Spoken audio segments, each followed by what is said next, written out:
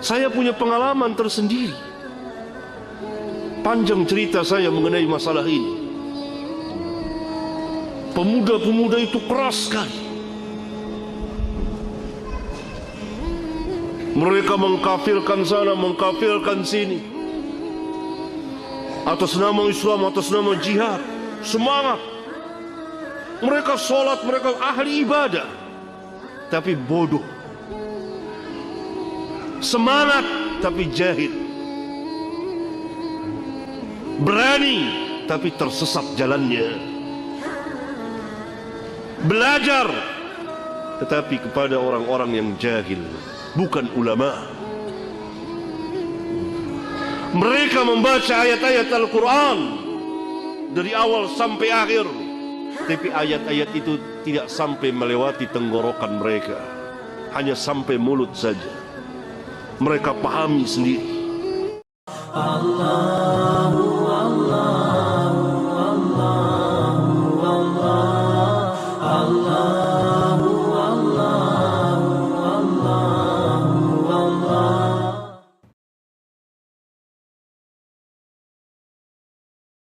Assalamualaikum warahmatullahi wabarakatuh. Alhamdulillah alladzi hadana li hadza wa ma kunna linahtadiya laula an hadana Allah. Segala puji bagi Allah Jalla Jalaluhu yang telah memberikan hidayah kepada kita. Dengan hidayah yang indah ini kita bisa mengetahui yang hak dan yang batil. Kalau bukan karena Allah, nggak mungkin kita merasakan hidayah ini. Allahumma salli wa sallim ala Sayyidina Muhammad. Amma ba'd. Jamaah rahimakallah, kita jadi prihatin dengan peristiwa pemboman yang terjadi di berbagai tempat. Salah satunya yang terjadi di Surabaya. Ada 3 gereja yang dibom, ada beberapa yang tewas, dan banyak yang luka-luka. Apakah hal yang seperti itu masuk dalam agama Allah? Pelaku tatkala melakukan itu, melakukan bom bunuh diri, dia berpikir dia akan masuk surga, akan diampuni dosa-dosanya dengan awal tetesan darah. Tapi memang menghadapi orang yang memiliki pemikiran menyimpang itu berat. Dan tugas pemerintah berat sekali menghadapi kelompok-kelompok teroris seperti ini.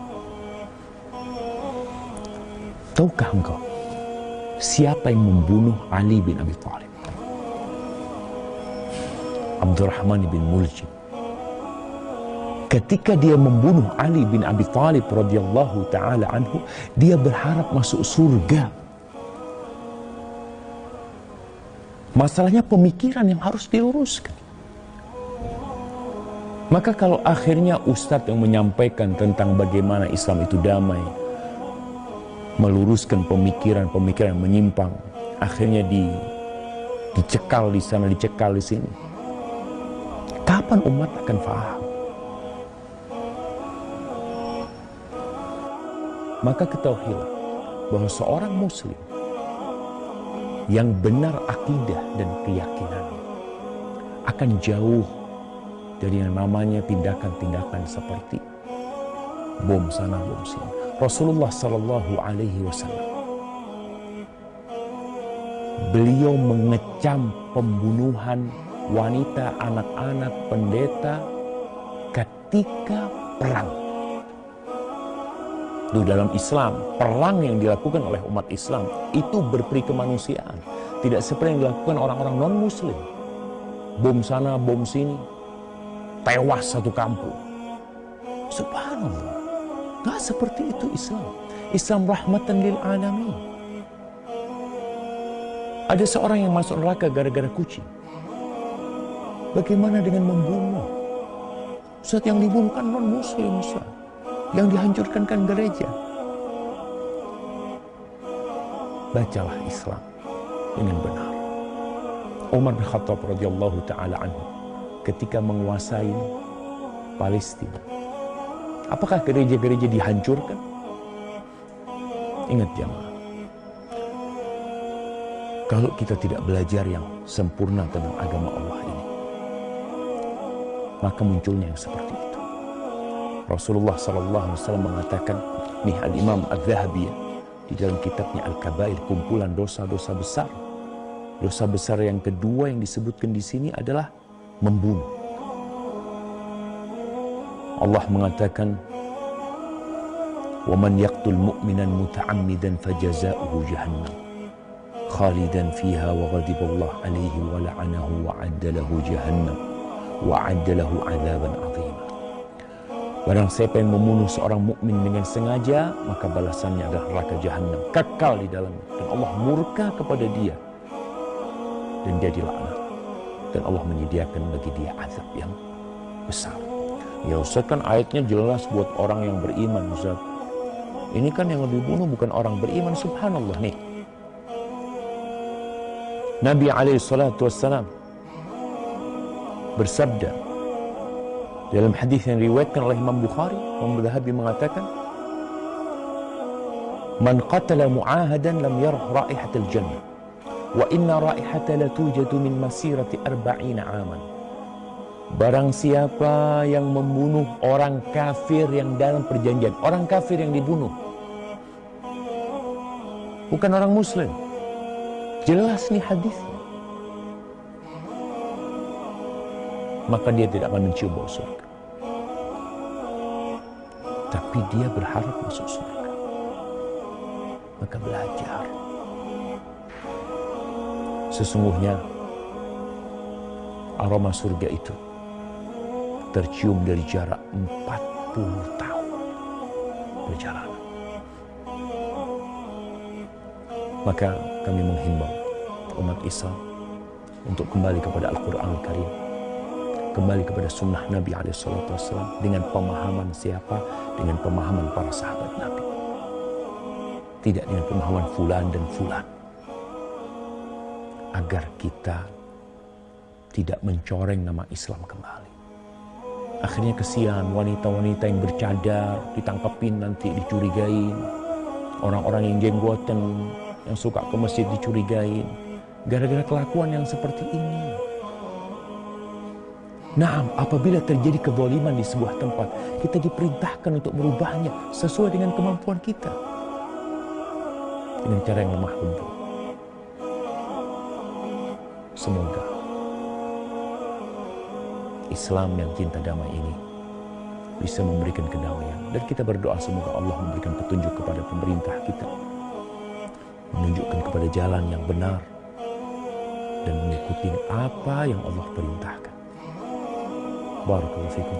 Assalamualaikum warahmatullahi wabarakatuh. Pada halaman 380 tentang Al-Manhaj. Al-Manhaj adalah sikap dan cara beragama yang benar, yang lurus. Manhajul haq, agar anak-anak ini tidak mengikuti firqah-firqah sesat. Berapa banyak anak-anak yang condong pada agama, dia semangat beragama tapi duduk di majelis yang sesat,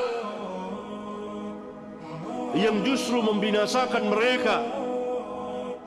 Lihat yang mengajarkan tentang jihad sana, jihad sini tanpa ilmu, ngebom sana, ngebom sini. Itu anak-anak muda, tapi sesat mereka dalam beragama. Maka kita ajarkan anak kita manhaj agar mereka di dalam beragama tidak tersesat. Ada bom bunuh diri berapa banyak? Itu kan dilakukan oleh para pemuda.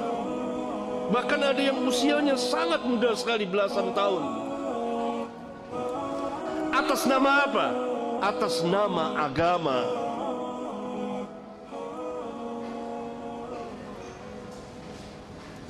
Kenapa? Karena mereka diajarkan oleh para penyesat atas nama agama. Mereka diajarkan bukan oleh ulama, bukan oleh orang-orang yang berilmu. Hanya mengandalkan semangat, bermodalkan keberanian, tapi tidak berilmu. Akibatnya perbuatan mereka merusak Islam dan kaum muslimin atas nama agama. Bahkan mereka yakin bahwa yang mereka kerjakan ini benar.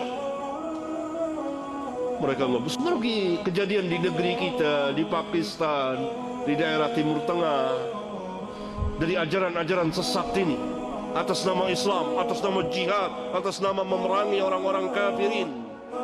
Mereka bukan ulama, mereka bukan ahli ilmu, dan mereka membuat-buat majelis. Nah, agar anak-anak kita tidak mengikuti ajaran-ajaran sesat ini, kita perlu mengajarkan manhaj.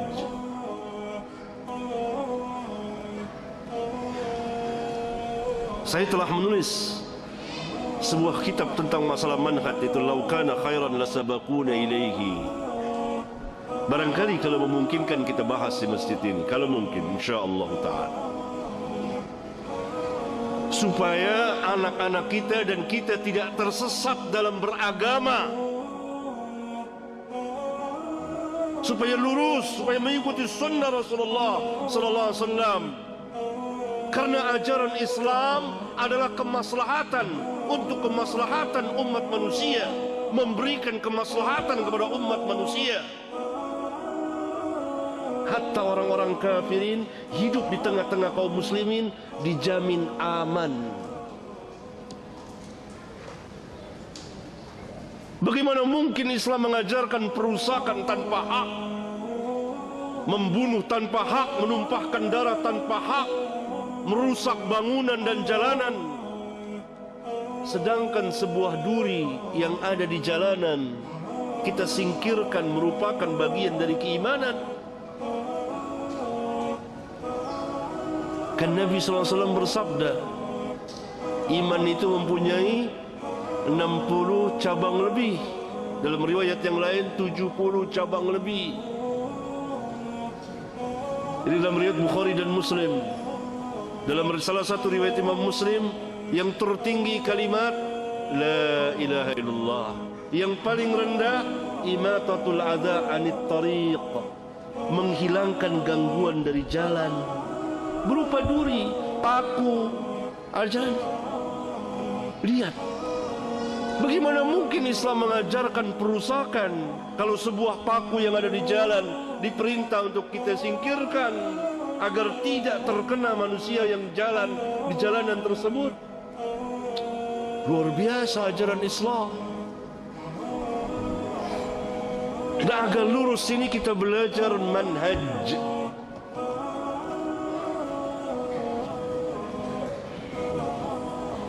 Agar tidak tersesat jalan. Karena ketika terjadi kebangkitan kembali kepada agama, berbagai manusia kembali kepada agama, akhirnya sebagiannya tersesat di dalam memahami, kemudian mengamalkan, kemudian mendakwakan agama. Maka terjadilah apa yang telah terjadi pada sebagian dari kita. Disebabkan apa? Kesesatan di dalam memahami din. Atas nama apa? Atas nama Islam. Dan hal ini diambil kesempatan oleh musuh-musuh Islam untuk merusak Islam. Bahkan mungkin mereka menyamar jadi kaum muslimin. Akhirnya Islam yang merusak akibat perbuatan sebagian dari kaum muslimin, kemudian diambil alih oleh musuh-musuh Islam atas nama Islam, membuat kerusakan di mana-mana. Karena telah diperbuat pertama kali oleh, atau telah diberikan contoh oleh sebagian kaum muslimin, atau dilakukan oleh sebagian kecil kaum muslimin. Karena itu Islam bersama para ulama'nya berlepas diri dari perbuatan-perbuatan yang seperti itu. Nah, pemuda-pemuda ini belajar agama dari orang-orang yang tidak mengerti agama. Saya punya pengalaman tersendiri.